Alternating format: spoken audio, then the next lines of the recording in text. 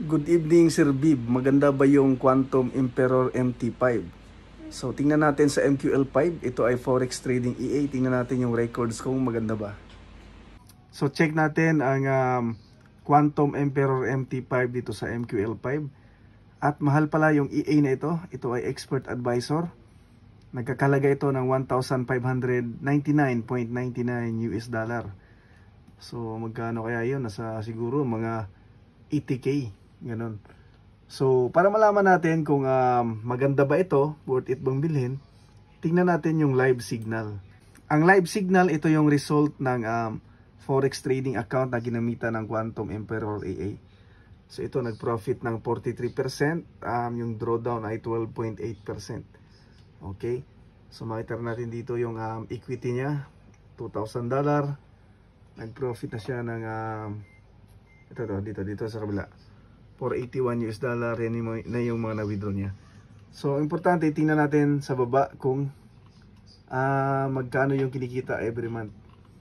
Okay, so dito makita natin 2023. Ayan, 2023 pa itong records na ito.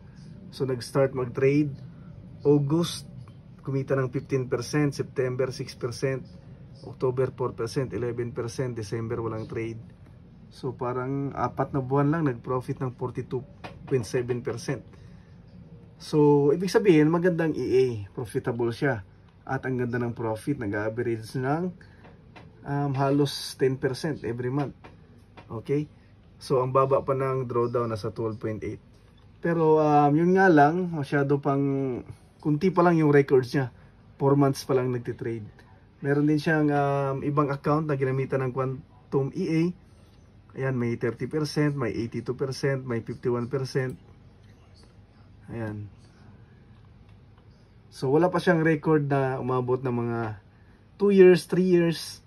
Katulad ng Waka EA na umabot ng 5 years or 6 years. Umabot ng ganon yung record.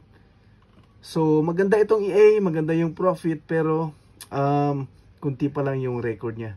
So, mataas pa yung risk.